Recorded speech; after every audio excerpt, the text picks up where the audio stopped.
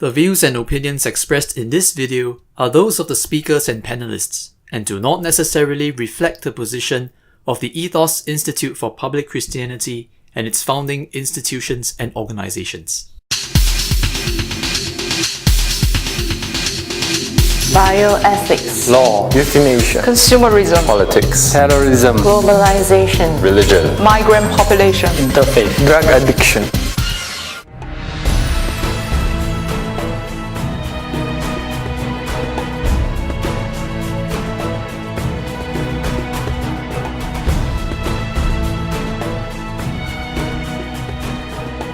The first thing I need to say is that there is nothing new about what I'm going to say.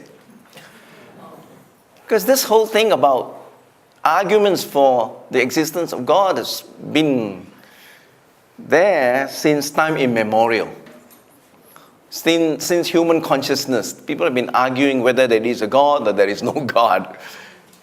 And there have been all kinds of arguments, from design, from whatever. You can think of all the different reasons why people think there is God. Moral argument is interesting only because Immanuel Kant debunked all the other arguments and then came to a conclusion that if there is one argument left that is worth looking at, it's the argument from values, from the idea that we have morality, from the idea that there are certain things called moral obligations. And I am going to talk about that. And again, that is nothing new. The other thing I want to say, which is not a disclaimer, is a disclaimer only in the sense that sometimes Christians think that only Christians are kind. Let me assure you, it's not true. In fact, in my own experience, I have found the Buddhists and Muslims and Hindus are just as kind, and some of them are actually kinder than us. I don't say this with pride. I say this with great appreciation for my friends. Ever since I came on board to run the kindness movement, I have met a lot of wonderful people. And many of them are not necessarily Christians, but they resonate with kindness. They think it's a wonderful idea that we have this movement called the Singapore Kindness Movement. They rally around us to support us. We've got more than 50, maybe now 50 some ground-up movements made up of many younger people who may be of faith or may be of no faith. But they all have one thing in common, that we need to foster a kinder and a more gracious society. I must also tell you, I've been to many churches, I've preached in many churches, try to encourage Christians to, get involved in the kindness movement. Not to say they're not kind, they're just too busy with many things. And sometimes I worry that, the Good Samaritan story can happen within our own camp. We're too busy. Maybe we're too holy even. And so they're not so involved. We need to be careful about that. So there is universality of resonance to the idea that kindness is obligatory. In fact, in the last 6 years of very intensive involvement with the kindness movement, I have met probably less than a handful of people who would challenge me and say to me, kindness is nonsense. It's so stupid to even try to be kind. That you shouldn't even be kind at all. I have not heard that. Except, as I said, a handful who will say, are you suggesting that we're not kind enough? You're insulting us, But that is not to say that they think they're not kind. It's just that they think that I think they're not kind. And I say, not at all. I say, we're all kind, but we can be kinder. See? And there is a difference. And sometimes we are kind innately, inherently, but we don't show. See? I often say to people, we don't get up in the morning and decide that today I'm going to be very unkind. No, right?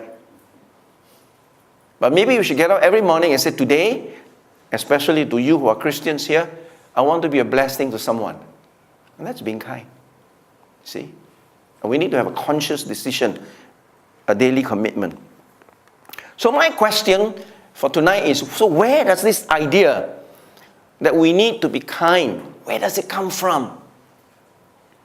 Some of you here may be people who believe in evolution, that, maybe it comes from, nature. We are naturally kind. Maybe some of us believe that maybe it's because we're intelligent, so we think that, in order to survive, we got to be kind, otherwise we destroy each other. Yeah, let's talk about that.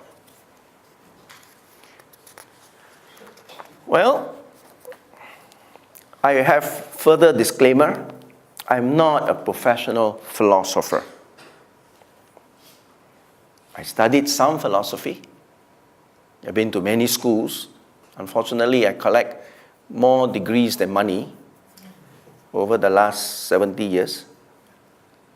I've studied overseas and got acquainted with some philosophical ideas, but I'm not a professional philosopher. I'm also not a professional theologian. We have a professional theologian here in Roland. Debatable.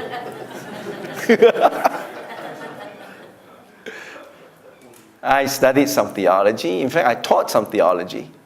But I haven't really been... See, that's my problem. I love too many things. And I dabble in too many things. So I'm not a professional theologian. Although I have studied and taught some, but not professional at all.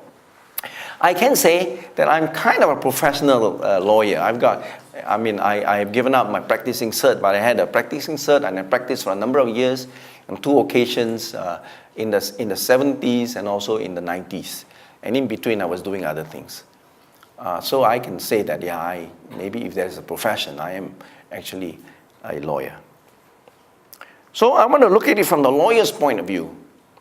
Lawyers like to argue. They say if you put 3 lawyers together, you've got 13 different opinions, maybe, But we like to argue, and hopefully our arguments are cogent and logical and make sense.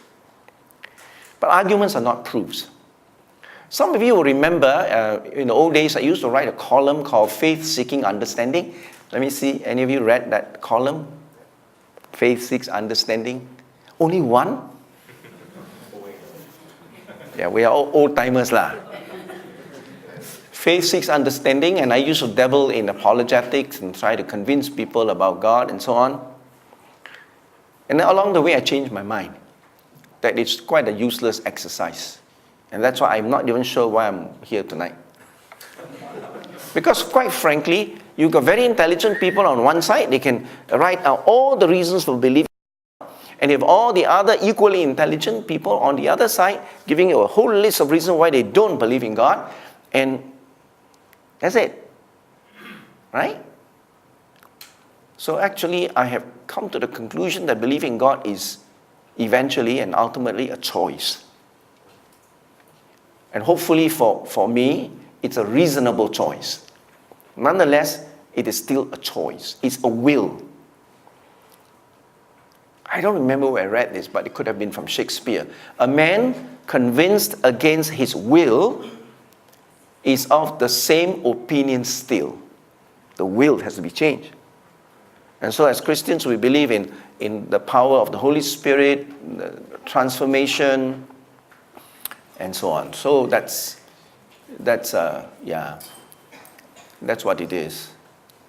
And somehow the will is touched by God, and then we reason, and then we come to some conclusion that there is God. So I rather like to think that it is faith as well as reason, not just reasoning alone. So there are some questions to bear in mind. Are there valid arguments for the probable existence of God?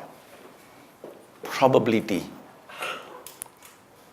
The mind, I believe in my theological understanding, is imperfect. We cannot elevate the mind to perfection and absolutize it so that our mind become our God. That is also another problem. If mind is so perfect in our reasoning and thinking, you won't have two lists of people who have equally brilliant minds coming to equally different conclusions about things. So the mind must be put in the right place. And that's why I say it's probable. Because my thinking is also flawed. Your thinking is flawed. Everybody's thinking is flawed.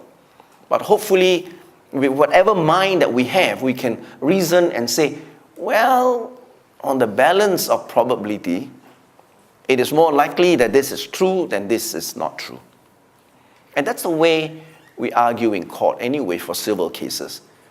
I mean, for criminal cases, you got to prove beyond reasonable doubt. Even then, that word proof is not like a scientific proof, an absolute proof.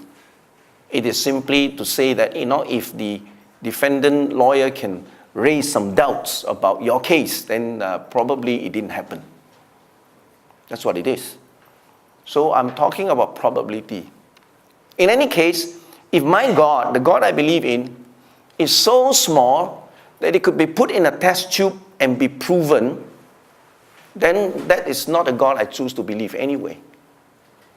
If my mind can basically discover God on my own, then actually my mind is greater than God, which is also not what I want to believe anyway. So you see where I'm coming from? I think there is some need for all of us, Christians and people who are not Christians and people with faith and no faith, to be humble about it. Our mind is not everything. The greatest minds have also done some of the wickedest things in the world. So we got to put our mind in the right place. Are the premises of such arguments more reasonable than the denials? So as we go along, just activate our mind and say, is it more reasonable to believe that this is than this is not? And in the end, we have to make a choice. And on the balance of probabilities, is it more reasonable to postulate that God exists than otherwise? That's what it is. On the balance of probability. I refuse to be absolute about it because in the end, I exercise faith. Because if I'm absolutely sure, I don't need faith.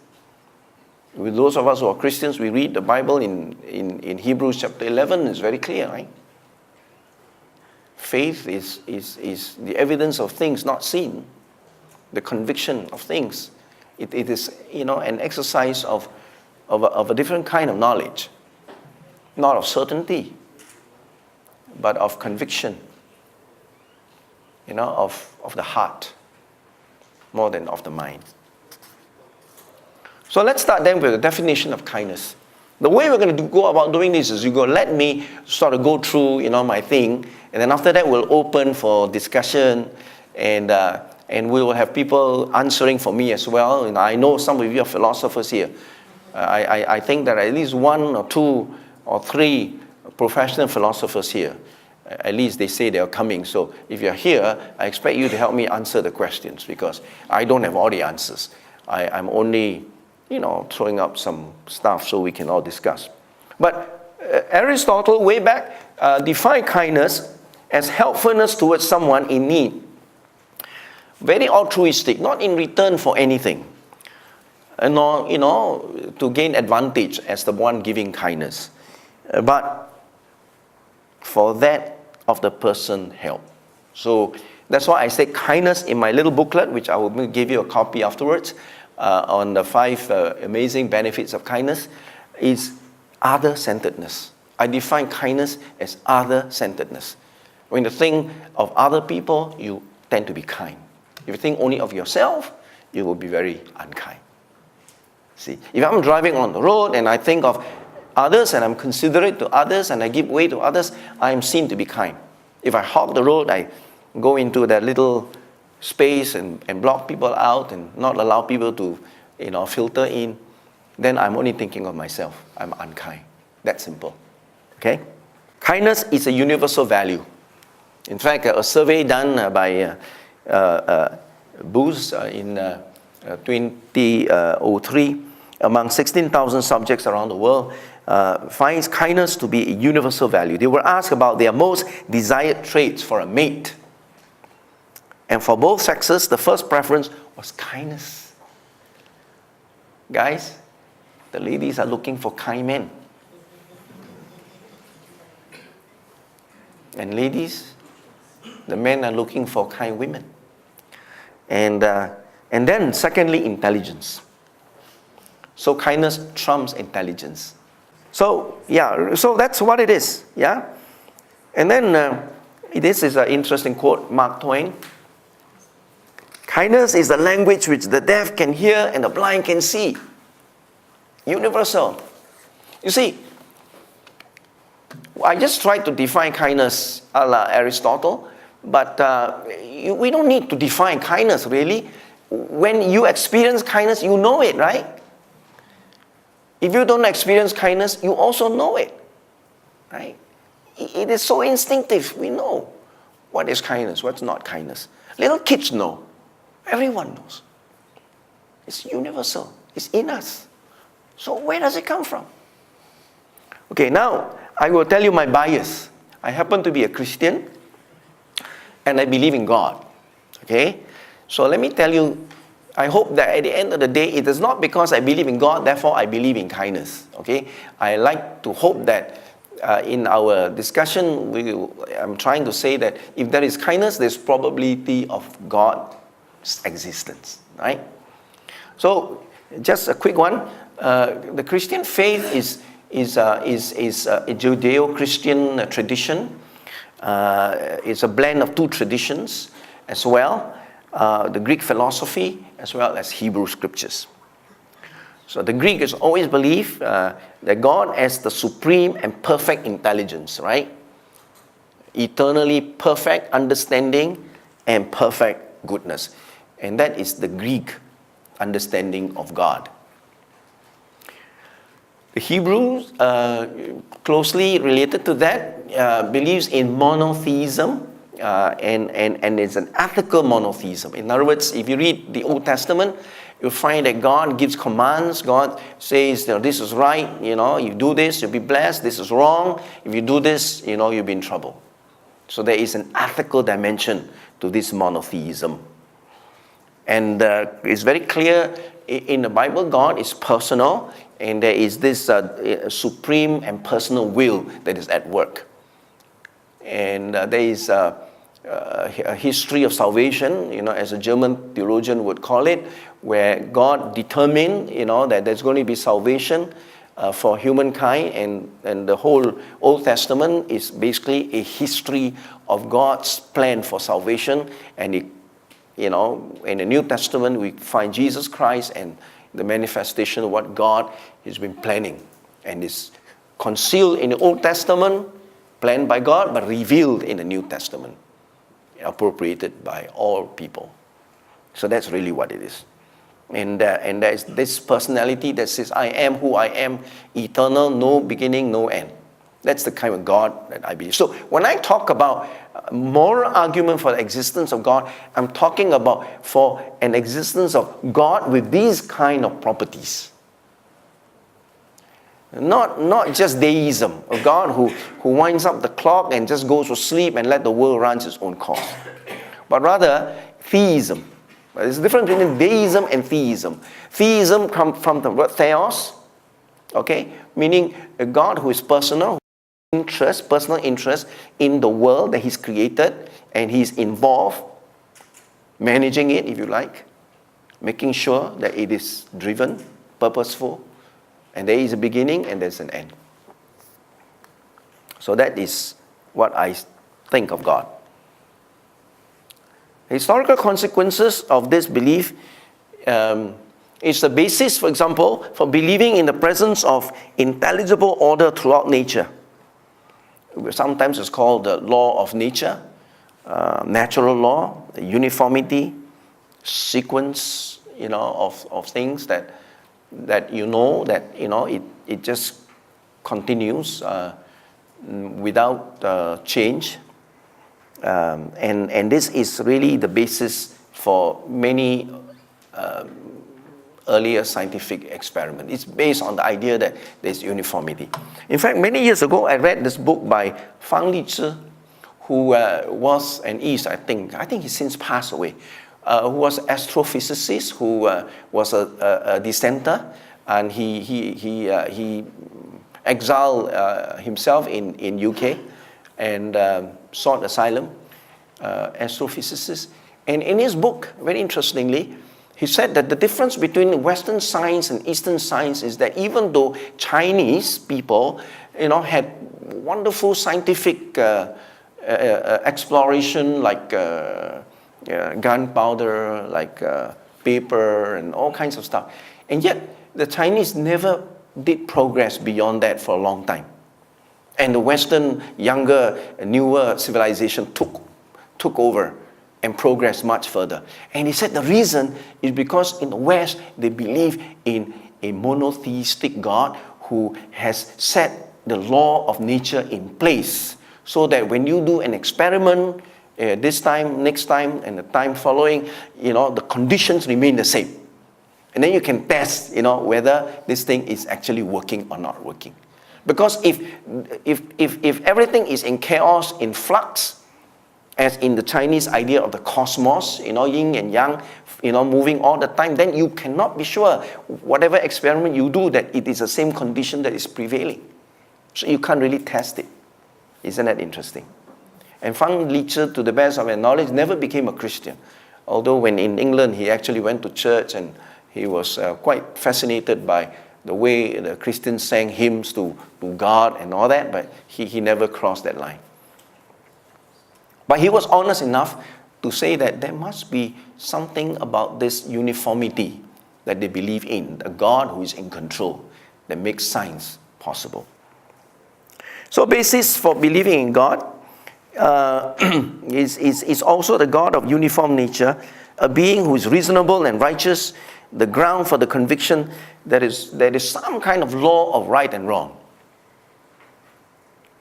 Active guidance also in the course of events that will work out for the ultimate good. So when I talk about moral argument, I'm talking about all that. I'm talking about the sense of, I got some of the words here too. Okay, I'm talking about things like moral judgments. We all make moral judgments all the time. Wrong, right? Bad, good, right? Moral knowledge. We may all disagree, in some things, but even when we disagree, we will say this is right and this is wrong. I mean, why right and wrong? Huh? Moral sense, moral barrier.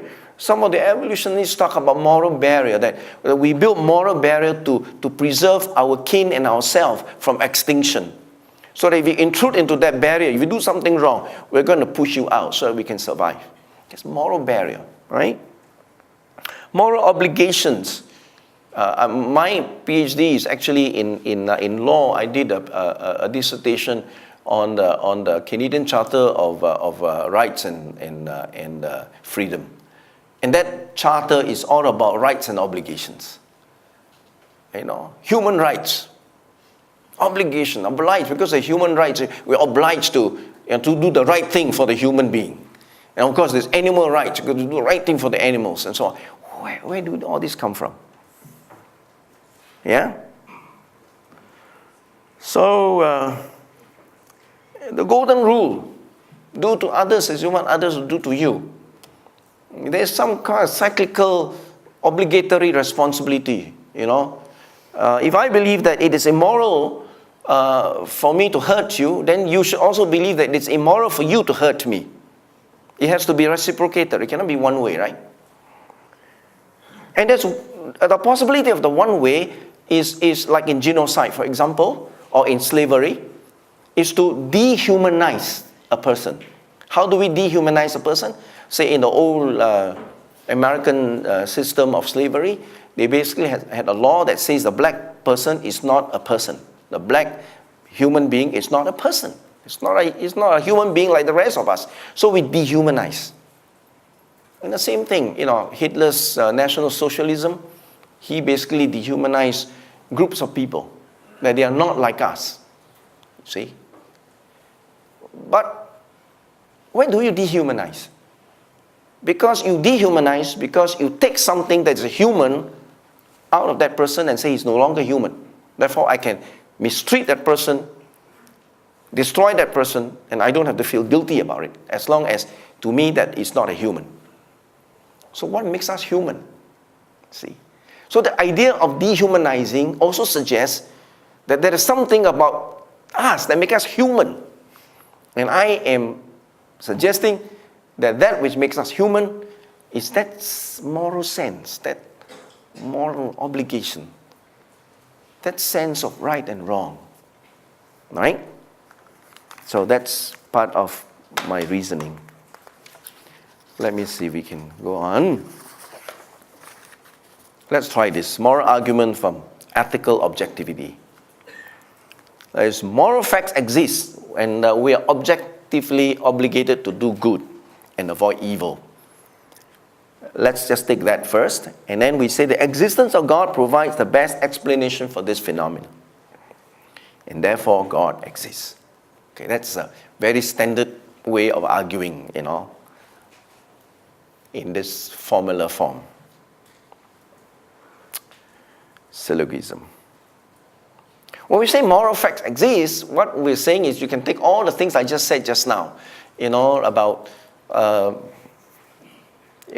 universally accepted, the idea, of good and bad, the idea that, killing somebody. Incidentally, this morning I visited the prison this morning. I'm on the board of visiting justices, and I went to prison this morning. And part of our job as justices of peace is to listen to the prisoners, to collect whatever requests they may have and complaints they may have, and then push it up to the authorities to do something about it. The prison itself, every country has prisons. Why? Because every nation believes that certain behaviors are wrong, and you legislate that it's wrong. And then you put them in jail because they're convicted of having done wrong. So it's universal, right? So these are what I call facts, moral facts. And whether it's by legislation, it's a law and morality are like two circles that you put together, and in between is common. Some laws are based on morality, and some morality are legislated into law. But then there are others that are not legislated; they remain morality. For example, once upon a time, adultery was legislated as a legal wrong, but that's thrown out now. So it's not like if you, God forbid that we should, but if any one of us should commit adultery, the police are going to arrest us and convict us of a crime. But is it morally wrong? For many people, it is. But for some others today, they say it is not. But we shall talk about that relativity later on, right? We can discuss that, So if in fact we have these moral facts, why is it that we change some of them along the way? We can talk about that too. But for the time being, this is the form of argument. I want you to note that it is not belief in God that is the reason for morality. We're trying to say that if we objectively believe that there is morality, then I am suggesting that the reason behind that morality is the existence of God. Okay? So because sometimes morality is basically attributed and delegated only to the religious people. Oh, they're expected to be moral. That's why, because they're religious. But I'm not saying that. I'm saying that because there is morality, we ought to be religious. We ought to believe in God. Okay, let me restate it and substitute the word morality, moral facts for kindness. So kindness is a moral fact. Okay? And we're obligated to be kind. In fact, our mission is to foster a kinder and more gracious society. Because we accept the fact that it's nice to be kinder and more gracious. And hopefully we're obligated to be along the way. Then I'm suggesting, secondly, that and of course cruelty is something we don't want to do, right? Okay. So the existence of God who is kind, is the best explanation. So that monotheism I talked about just now, the Judeo-Christian God, in fact, if you follow the Old Testament scriptures and even the New Testament, God is presented as a kind God. Of course, some of you will be saying, if God is kind, how can there be such tragedy in the world and many terrible things that happen? That we can discuss also. But essentially, there is a God who is kind, okay, in the Bible. And therefore, we're suggesting that that kind of God probably exists. So it's the same thing, just changing, the word and substitute with kindness.